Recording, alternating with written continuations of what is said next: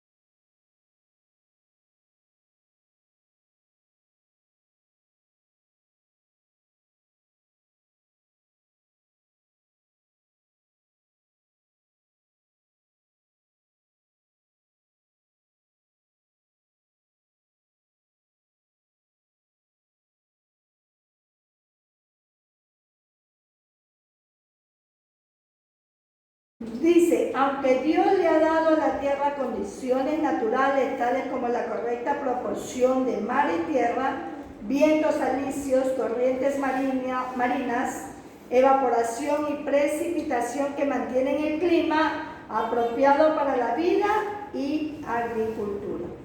Él todavía preserva estos procesos por su vigilancia, que la naturaleza no siempre distribuye su beneficio a la conveniencia de cada hombre.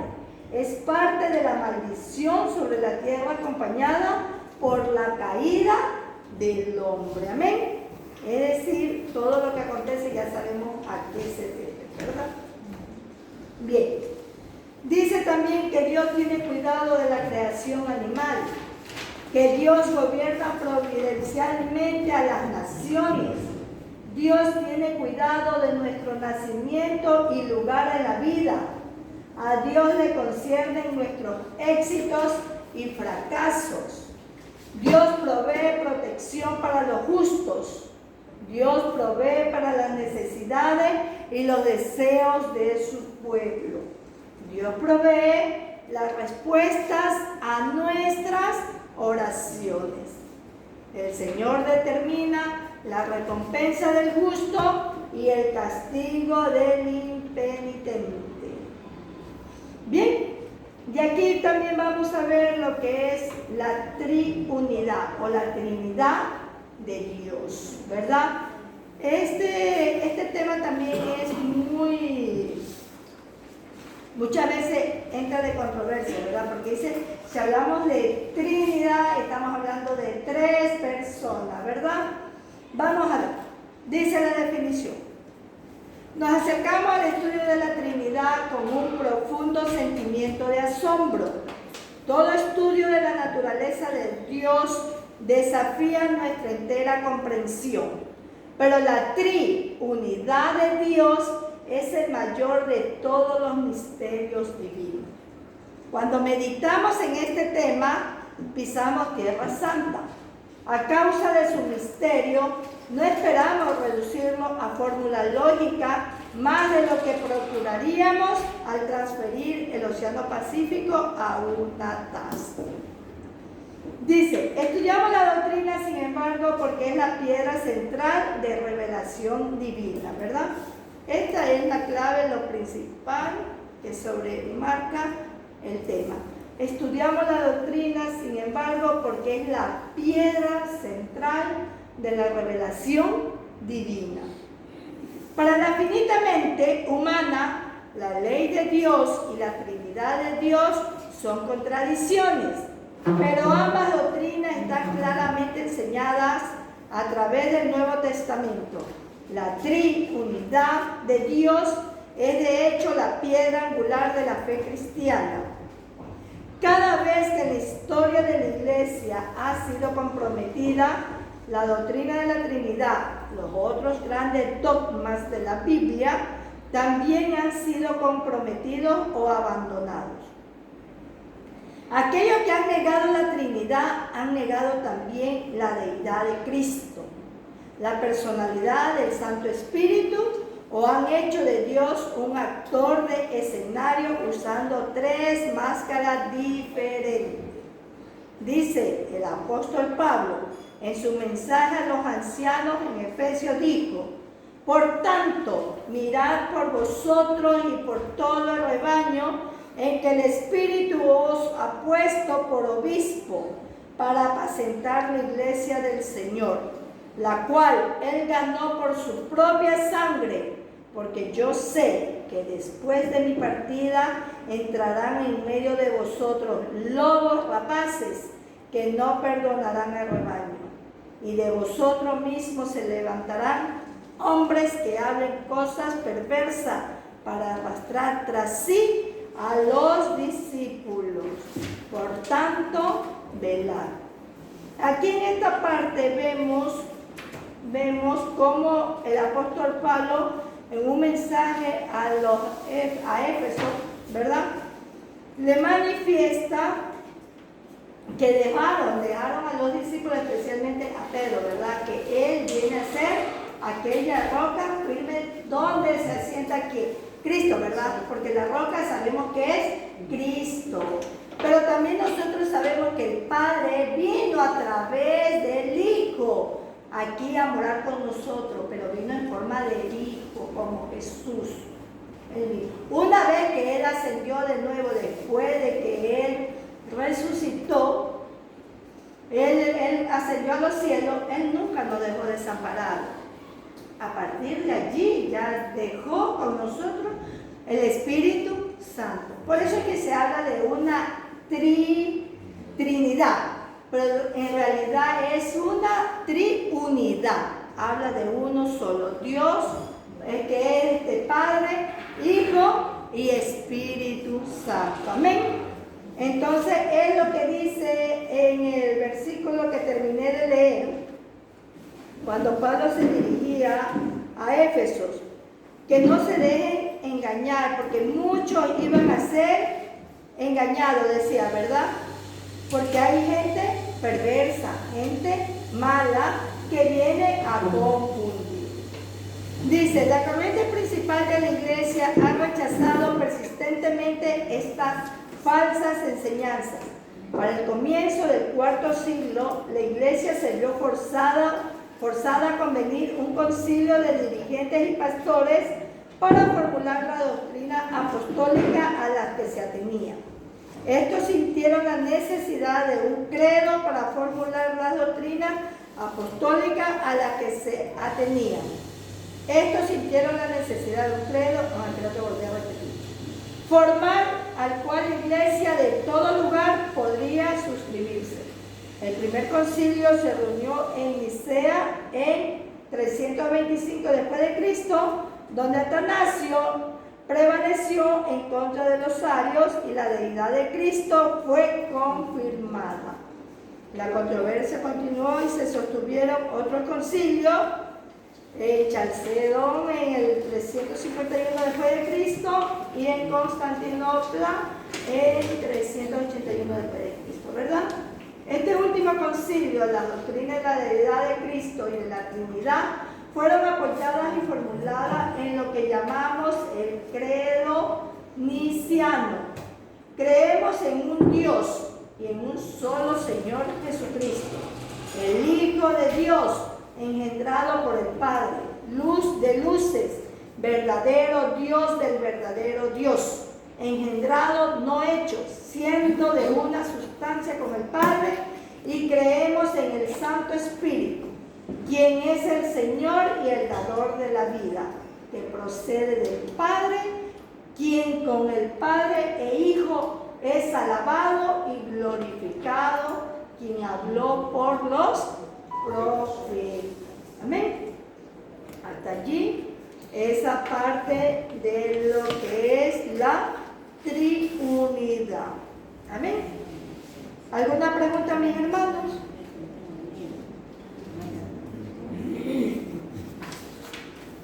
¿Alguna pregunta?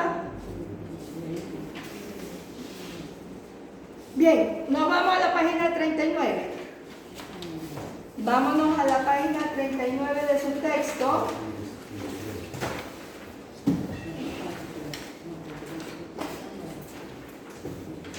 Donde vamos a ver las personas de la Trinidad. Amén. Dice A, Dios el Padre, B, Dios el Hijo, que habla específicamente de Cristo, ¿verdad? Por eso dice Cristología.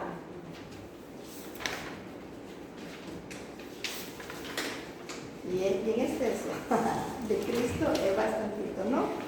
Decía una vez el pastor, mientras yo hable de nuestro Señor Jesucristo, nunca terminaré, seguiré hablando y hablando y hablando y hablando, ¿verdad?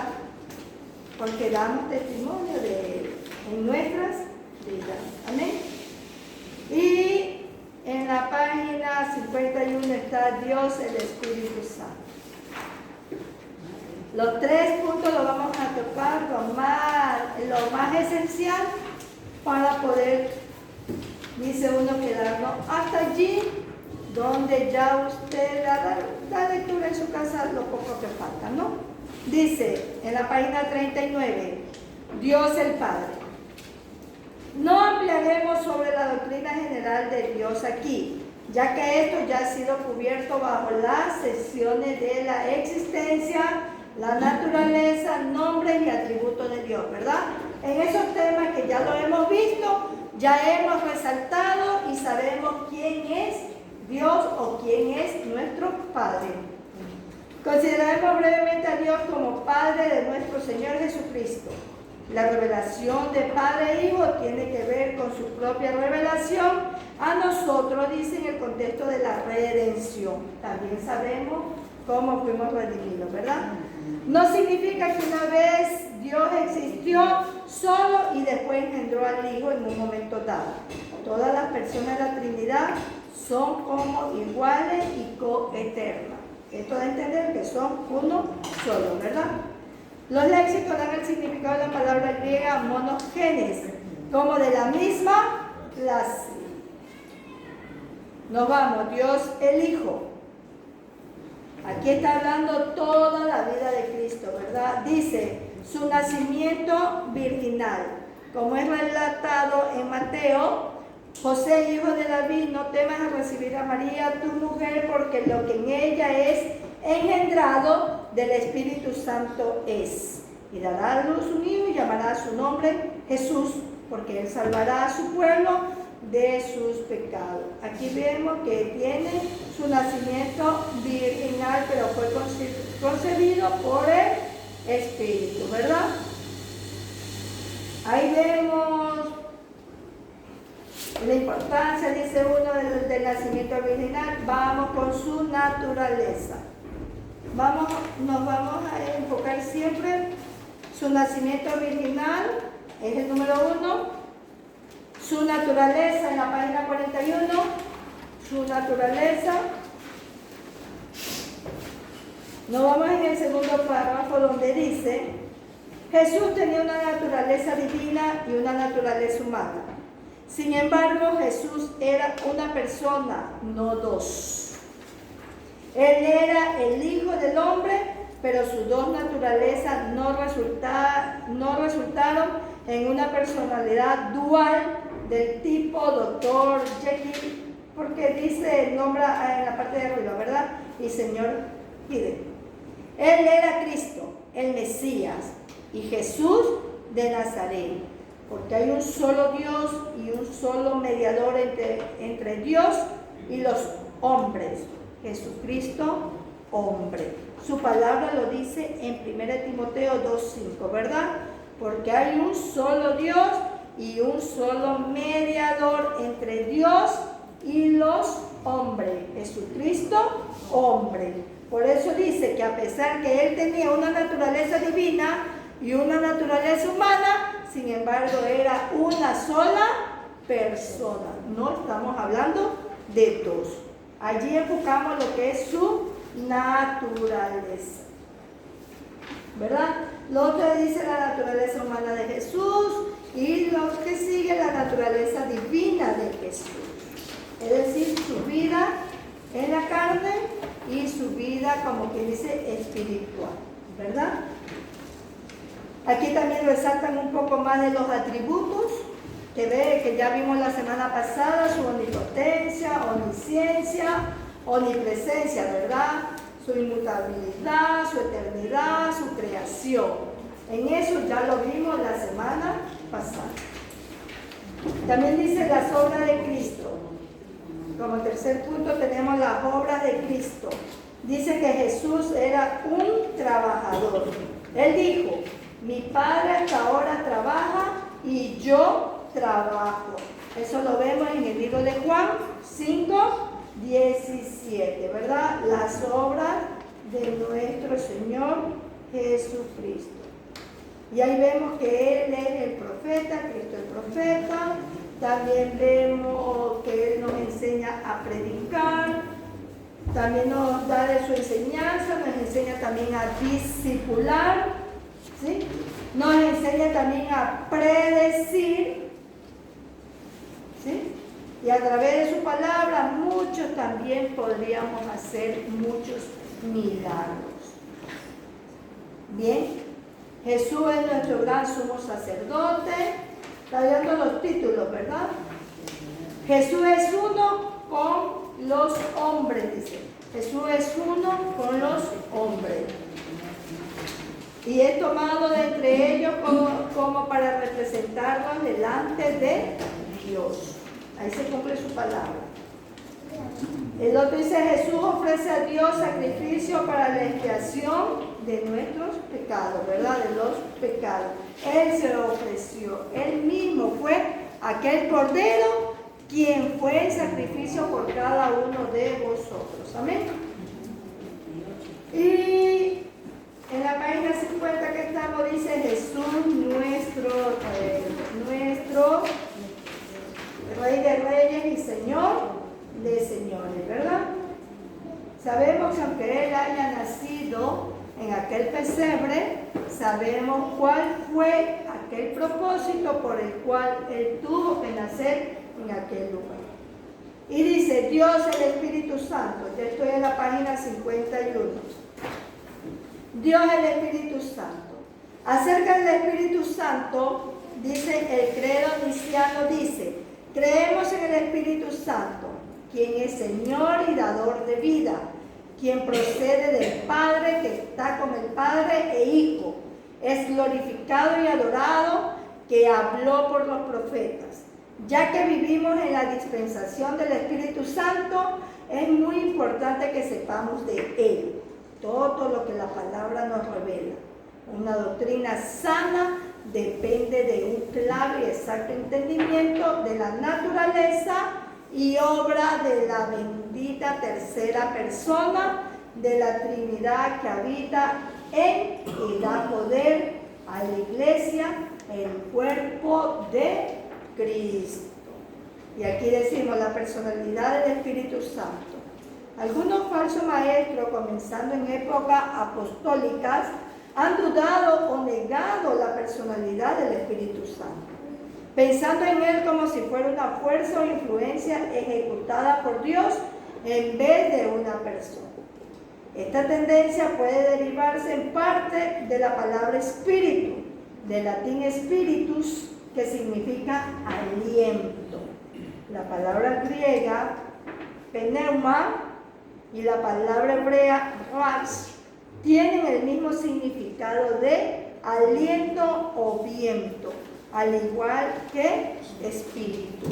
Cuando nos pregunta, ya si nosotros fuimos creados por Dios, ¿quién creó a Dios? ¿Verdad? Muchos nos hacen esa pregunta, porque a mí también me la han hecho, ¿verdad? ¿Quién creó a Dios? Si Él dice que es todopoderoso, sí, le digo, pero Dios es espíritu. Su palabra lo confirma, que la palabra griega neuma y la palabra hebrea ras es un aliento, ¿verdad? Es aliento. Él no fue creado por nada, porque Él es un aliento. Yo le digo así siempre, más que nada cuando los chicos me preguntan, Él es un aliento y tú lo sientes, tú estás aquí y tú lo sientes. Aunque tú digas, no lo veo, no, porque no es cierto, usted está mintiendo, que ni siento nada, Dios. ¿Por qué? Porque tú no tienes aquel Espíritu Santo que ya mora en nuestra vida, ¿verdad? Porque el ser humano, el impío, él realmente dice, no, yo vivo porque el aire es gratis.